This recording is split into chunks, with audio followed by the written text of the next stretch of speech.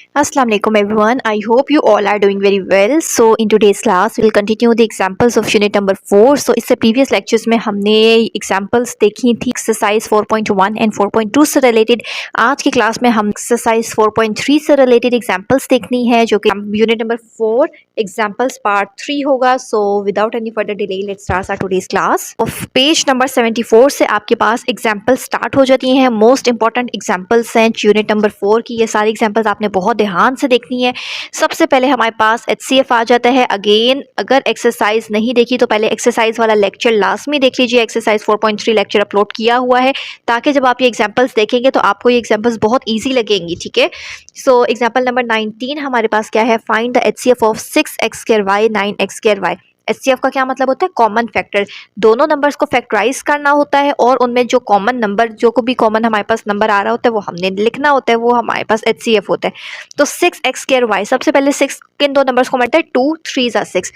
x पे square है. Square का मतलब है कि x 2 टाइम्स है. बीच में हमेशा मल्टीप्लाई का साइन आता है और y जस्ट 1 टाइम है तो मल्टीप्लाई y लिखा हुआ है. ठीक है. इसी तरह 9 कैसे बनता है. 3 3 9. x जस्ट 1 टाइम है और y पे स्केयर इसका मतलब है कि y 2 दफ़ा है. अब हमने देखना है HCF का मतलब होता है कॉमन फैक्टर. ऐसी चीज़ जो दोनों में हमारे पास कॉमन आ रही है. दो टर्म्स लिखे ना दोनों में कॉमन हो. तो एक तो हमारे पास 3 सेम आ रहा है उसको सर्कल कर लेते हैं. इसी तरह एक हमारे पास x ऊपर और नीचे सेम बन रहा है. ये दोनों टर्म सेम नहीं है और ये y सेम बन रहा है. तो HCF क्या आएगा. 3 बीच में हमेशा मल्टीप्लाई x और मल्टीप्लाई y और लास्ट स्टेप में आपने इसको कंबाइन करके लिख देना होता है. तो 3xy हमने इकट्ठा करके लिख देना है. ठीक है. एग्जाम्पल नंबर 19 बहुत सिंपल एग्जाम्पल थी. नेक्स्ट एग्जाम्पल नंबर 20 देखते हैं. HCF by factorization method. अगर सिंपल HCF लिखा हो या HCF बाय फैक्टराइजेशन मेथड लिखा हो आपने करना क्या है. सेम कॉमन फैक्टर्स निकालने होते हैं. अब यहाँ पे ये 3 टर्म्स है. फैक्टराइजेशन के मेथड हमने एक्सरसाइज 4.1 में भी पढ़े थे. ये सिंपल वही वाले हैं. ठीक है. और 2 में भी पढ़े थे. यहाँ पे स्क्वायर नहीं है. यहाँ पे ये क्यूब लिखा हुआ है. ठीक है. सो ये 3 है. कॉमे का मतलब है कि ये 3 एक तरह से क्वेश्चन है. तीनों में जो कॉमन नंबर कॉमन फैक्टर आ रहा होगा वो हमने लिख देना है. X cube minus 27. अब यहाँ पे देखिए एक्स पे ऑलरेडी क्यूब है. 27 किसका क्यूब होता है. 3 का. तो ये ए क्यूब माइनस बी क्यूब वाली फॉर्म बन रही है ना जो लास्ट लेक्चर में हमने एग्जाम्पल सीखी थी. तो इसका फॉर्मूला क्या होता है. ए क्यूब माइनस बी क्यूब का क्या फॉर्मूला होता है. ए माइनस बी यानी कि एक्स माइनस 3 फिर ए का स्क्वायर. ए क्या है एक्स.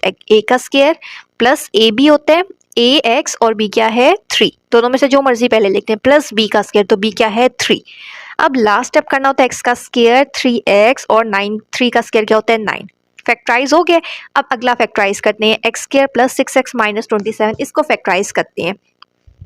कैसे. 27 है. ऐसे दो नंबर्स जिसको मल्टीप्लाई करें तो 27 है. उन्हीं को आपस में ऐड या सब्ट्रैक्ट करें तो 6 है. तो 27 हमें पता है 3 9 होता है. 9 में से 3 माइनस करते हैं तो 6 आ जाता है. तो इसी तरह 9 और 3 लिखेंगे ग्रेटर नंबर के साथ वही साइन जो ऊपर होता है और यहाँ पे अगर माइनस लगेगा तो ही प्लस माइनस होके आंसर 6 बनेगा. फर्स्ट 2 टर्म्स में से x कॉमन आ जाता है. लास्ट 2 टर्म्स में से बीच में माइनस है तो माइनस माइनस प्लस बनेगा. 3 कॉमन आ गया. दोनों ब्रैकेट सेम है तो जस्ट 1 टाइम और एक दफ़ा x माइनस 3. इसी तरह लास्ट रह गया एक्स स्क्वायर माइनस 9. तो x पे ऑलरेडी स्क्वायर है. 9 किसका स्क्वायर होता है 3 का. ए स्क्वायर माइनस बी स्क्वायर वाली फॉर्म बन रही है ना. तो एक दफ़ा a प्लस बी और एक दफ़ा a माइनस बी. अब इन तीनों में से ध्यान से देखें कि कौन सा ऐसा फैक्टर है जो सेम आ रहा है. x माइनस 3 इसमें भी है. x माइनस 3 इसमें भी. x माइनस 3 इसमें भी. इसका मतलब है कि HCF क्या होगा इस क्वेश्चन का x माइनस 3. ठीक है.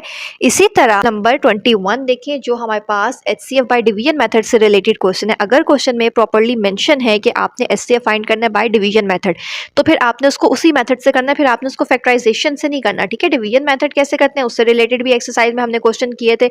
अब इसकी एग्जाम्पल देख लेते हैं. 2 नंबर्स दिए हुए हैं. ठीक है. दोनों में से वो वाला नंबर आपने पूरा स्क्वायर रूट के अंदर रखना होता है जो हमारे पास ग्रेटर होता है. ग्रेटर इन द सेंस यहाँ पे देखिए एक्स क्यूब दोनों में. यहाँ पे भी 6 है यहाँ पे भी 6 है. इसका मतलब है कि फर्स्ट नंबर तो सेम हो गए से हम कोई आइडिया नहीं लगा सकते कि इसको अंदर रखना है या इसको. अगला देखें एक्स स्क्वायर. एक्स के यहाँ पे स्क्वायर के साथ 5 है. यहाँ स्क्वायर के साथ 17 है. तो -5 और -17 दो नंबर आ रहे हैं. -5 और -17. तो हमेशा जब भी माइनस आ जाता है तो जो नंबर स्मॉलर होता है ना वो बड़ा हो जाता है. ठीक है. इन दोनों में से कौन सा नंबर बड़ा है. -5 बड़ा है. तो इसका मतलब है कि ये पूरा नंबर स्क्वायर रूट के अंदर लिखना है. ये पूरा नंबर स्क्वायर रूट के बाहर लिखना है. ठीक है. आगे अब सॉल्व कैसे करते हैं. बहुत इजी वे होता है. यहाँ पे जो भी नंबर पहले लिखा है ना उसको साइड पे लिख लें. बीच में डॉट लगाएं. फिर आगे डैश लगाएं और इक्वल टू के बाद जो भी यहाँ पे फर्स्ट नंबर पे लिखा हुआ है ना वो लिख लें। अब देखिए एक्स क्यूब को मैं किस नंबर से मल्टीप्लाई करूँ कि आंसर मेरे पास 6x क्यूब आ जाए। किससे करना चाहिए, 1 से करना चाहिए ना। तो जो नंबर हम यहाँ पे लिखते हैं ना उसको इधर ऊपर लिख दें। अब इस नंबर को बारी बारी इन सबसे मल्टीप्लाई करें। 1 को 6x क्यूब से करेंगे तो 6x क्यूब, 1 को -17x स्क्वायर से करेंगे तो -17x स्क्वायर, x स्क्वायर वाली टर्म के नीचे लिखे है। 1 को -5x से करेंगे तो -5x, 1 को +6 से मल्टीप्लाई करेंगे तो 1 6 जा 6 कर लिए। अब क्या करना होता है, साइन चेंज करना होता है। जो भी साइन है उसका ऑपोजिट ले लें। जैसे यहाँ पे कुछ साइन ही थे ना, प्लस था तो प्लस का ऑपोजिट होता है माइनस, ताकि प्लस माइनस कट हो जाएंगे। सेम नंबर है, ऑपोजिट साइन है, कट हो जाता है। इसी तरह -5 और +17, माइनस है ना, चेंज होके प्लस बन गया। माइनस प्लस सॉल्व होके क्या हो जाएगा 12x स्क्वायर, ये भी माइनस था चेंज होके प्लस, तो -3 और +5 इक्वल होता है +2 के। +2 और -6 इक्वल होगा -4 के। कैलकुलेटर में डायरेक्ट कर लें, उससे भी आंसर आ जाएगा। ठीक है, अब हमेशा अंदर बड़ी टर्म होनी चाहिए, बाहर स्मॉलर होनी चाहिए ना। अभी हमने ये देखा था इन दोनों में से जो बड़ा था नंबर था उसको अंदर रखा था, जो स्मॉलर था उससे बाहर। लेकिन अब अगर आप गौर करें यहाँ पे x स्क्वायर बन रहा है, पावर 2 है, बाहर 3 है। अंदर तो बड़ी होनी चाहिए लेकिन यहाँ पे तो कॉन्ट्रडिक्शन आ रही है। मीन्स अब अंदर हमारे पास पावर छोटी बन रही है, ऐसा तो हो ही नहीं सकता।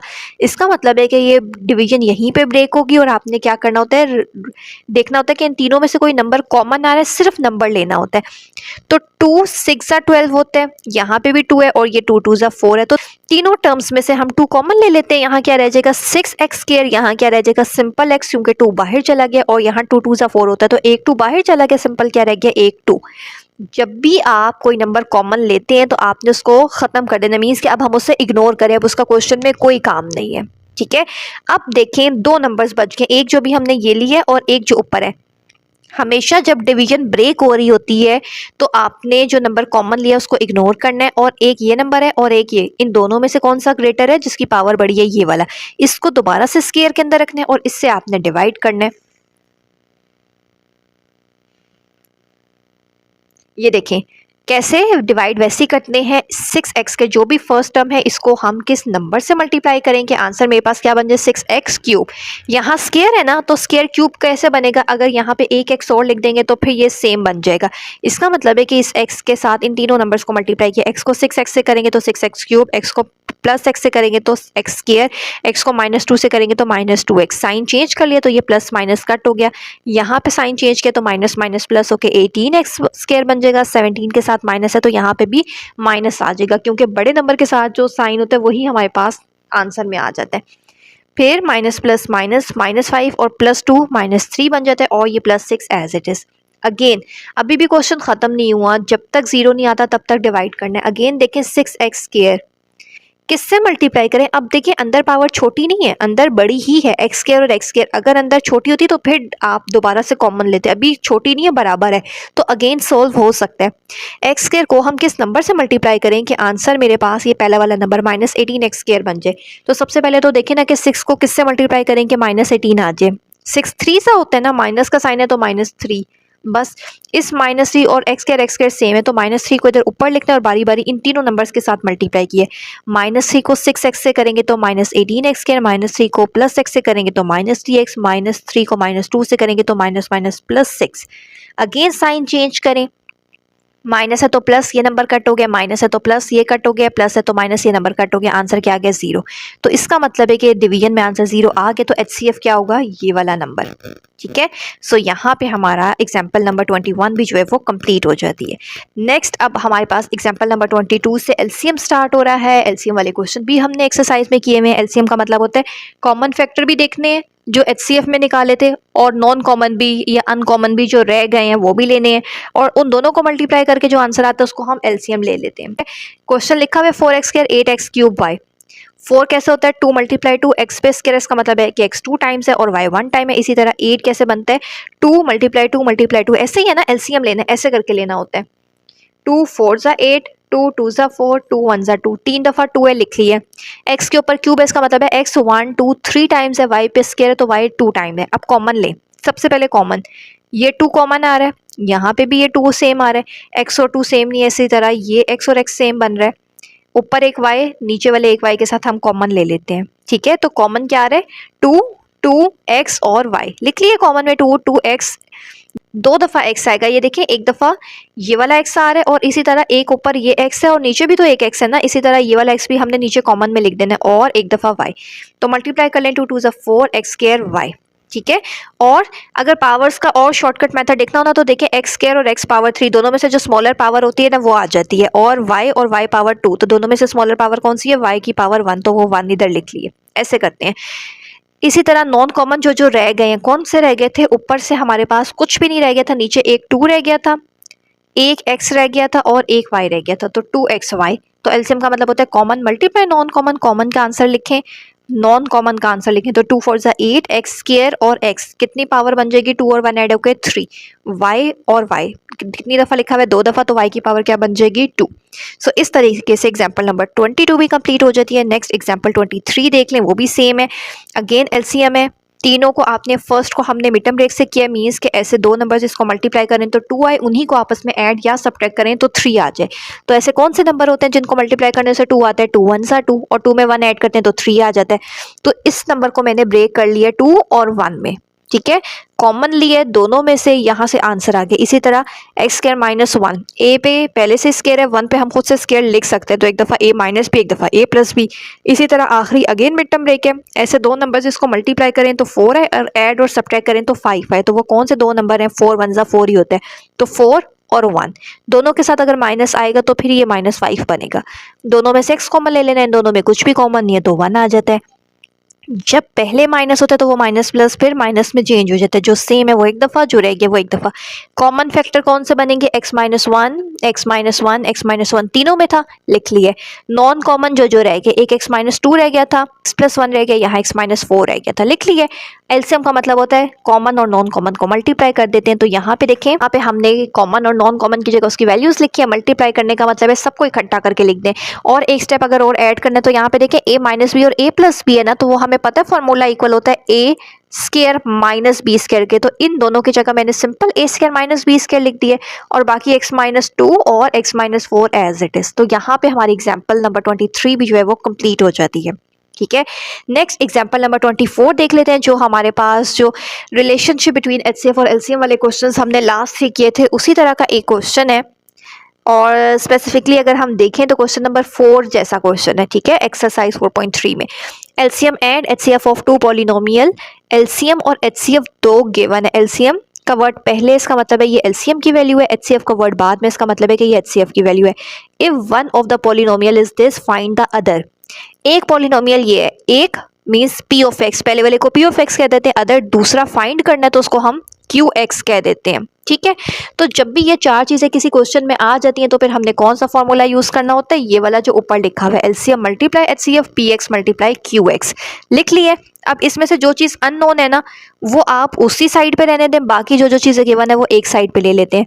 एचसीएफ भी पता है, एलसीएम भी पता है, पीएक्स भी पता है, क्यूएक्स नहीं पता, तो क्यूएक्स को इधर ही रहने देते हैं, बाकी पीएक्स इधर मल्टीप्लाई हो रहा है ना, दूसरी साइड पे आके क्या हो जाएगा, डिवाइड, ऐसे।